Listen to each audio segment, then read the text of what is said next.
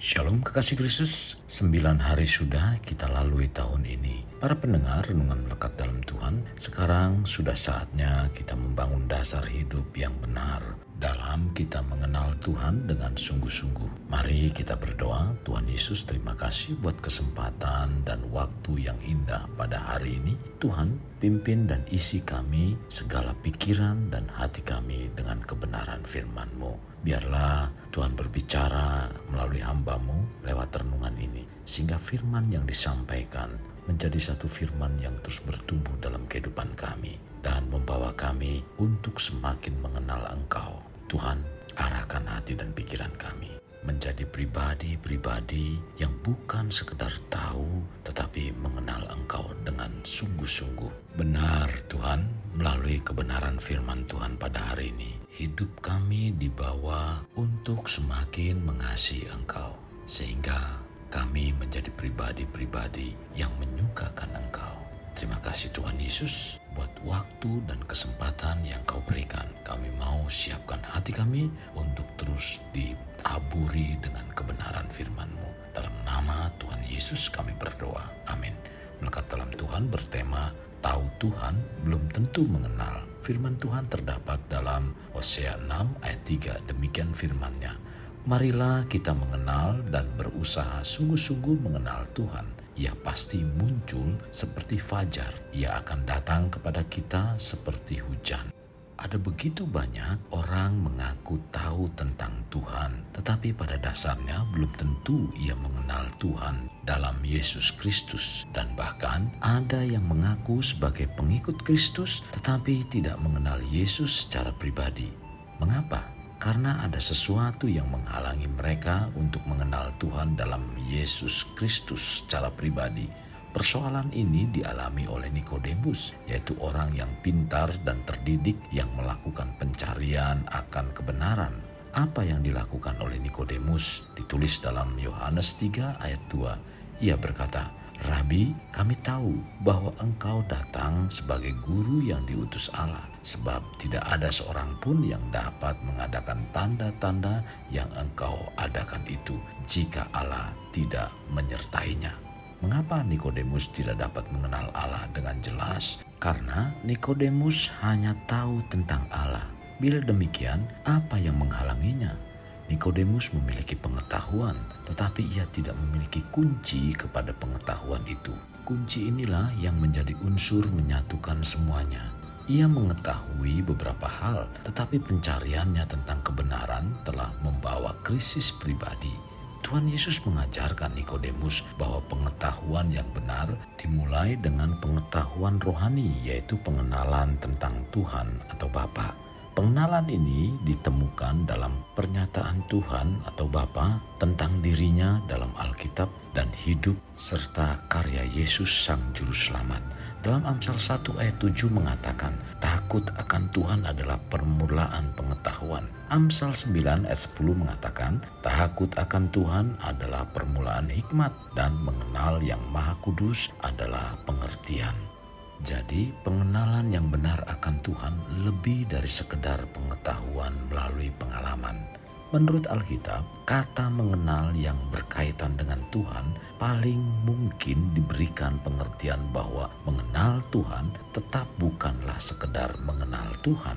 Karena kita tidak mungkin mengenal Tuhan yang benar bila diri kita terisolasi atau terkungkung dengan pikiran yang telah terpola, yang terpengaruh dengan pikiran, keyakinan, tradisi, dan kebiasaan dosa atau kehidupan lama. Kita untuk mengenal Tuhan yang benar selalu hubungannya dengan hati dan pikiran kita. Akibatnya, menurut Alkitab, pengenalan akan Tuhan hanya terjadi atau dimulai bila hati dan pikiran kita sendiri mempunyai kemauan untuk mengetahui sebagai kebutuhan rohani yang mendalam tentang Tuhan.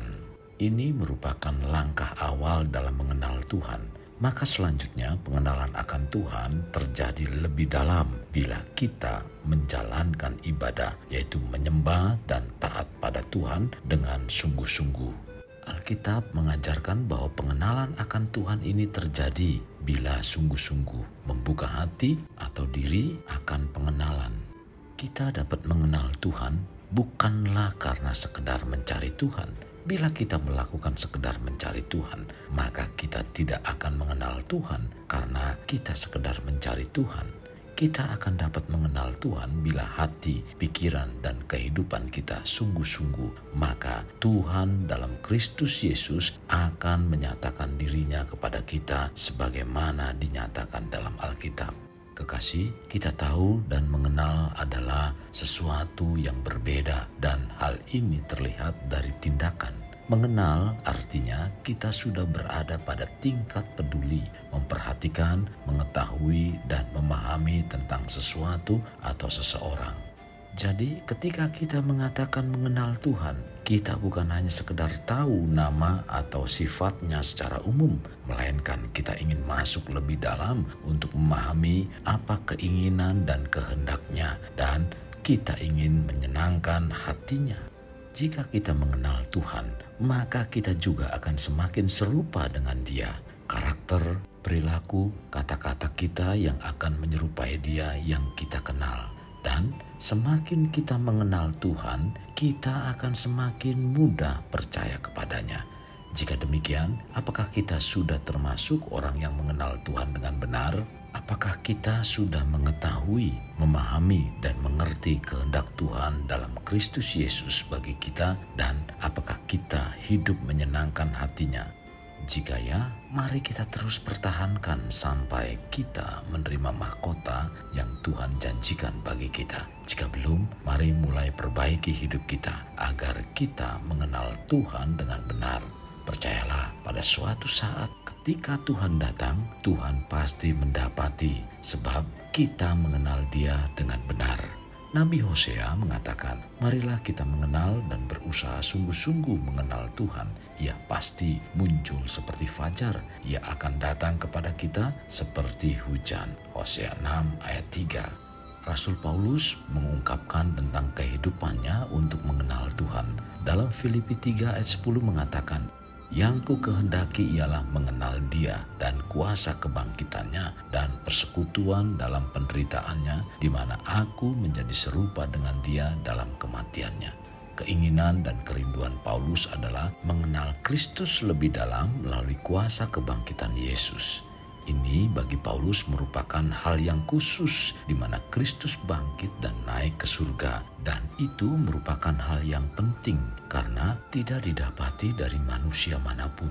Jadi Yesus bukan sekedar tokoh, tetapi Dia adalah Tuhan yang hidup. Paulus memahami akan hal ini sehingga Paulus mempunyai keinginan dan kerinduan untuk mengenal Kristus dalam hal kuasa kebangkitannya. Sekalipun ia rela menderita di dalam Yesus dan tidak menolak jika ada penderitaan karena kecintaan dan ketaatannya kepada Yesus. Sikap ekstrim yang dimiliki oleh Paulus lahir bukan karena tahu akan Tuhan, tetapi karena Paulus mengenal Tuhan. Jadi, tahu akan Tuhan belum tentu mengenal Tuhan.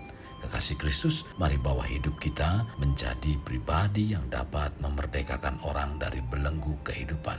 Layaknya terang yang menerangi kegelapan. Karena itulah yang Tuhan inginkan pada kita sebagai warga kerajaan Allah. Mari kita berdoa. Tuhan Yesus, terima kasih buat firman-Mu pada hari ini. Sungguh memberikan pencerahan dalam iman percaya kami. Kami dibawa untuk mengerti bahwa dalam mengiring Engkau bukan hanya sekedar tahu tentang kebenaran firman Tuhan, melainkan kami harus mengenal Tuhan secara pribadi dalam kehidupan kami. Maka biarlah kami terus ditaburi dengan kebenaran firman-Mu, dan firman-Mu terus makin tertanam dalam kehidupan kami, membuat iman percaya kami semakin kokoh dan semakin mengenal pribadi-Mu Tuhan. Tuhan, terima kasih. Tuntun kami dan mampukan kami supaya kami dapat melakukan firman Tuhan. Jadi bukan sekedar kami tahu akan firman Tuhan, tetapi kami menjadi pelaku-pelaku. Dengan demikian kami semakin mengenal Engkau, karena Engkau akan menyatakan semua yang difirmankannya. Terima kasih Tuhan Yesus. Ini doa dan permohonan kami. Dalam nama Tuhan Yesus kami berdoa. Mari kita akhiri dengan mengedahkan kedua tangan kita. Terimalah anugerah berkat dari Allah Bapa, kasih sayang daripada Yesus Kristus, dan persekutuan dengan Roh Kudus yang memberkati, melindungi, dan menyinari engkau dengan wajah-Nya. serta memberi engkau kasih karunia di mana Tuhan menghadapkan wajahnya kepadamu dan memberi engkau damai sejahtera. Tuhan juga mencurahkan berkat secara rohani, berkat secara jasmani, dan berkat secara ekonomi, di mana berkat Abraham, berkat Ishak, berkat Yakub dicurahkan dan dilimpahkan dari saat sekarang sampai Maranatha tiba, dalam nama Tuhan Yesus. Amin. Sampai jumpa di renungan berikutnya. Tuhan Yesus memberkati. Jangan lupa like, share, dan subscribe.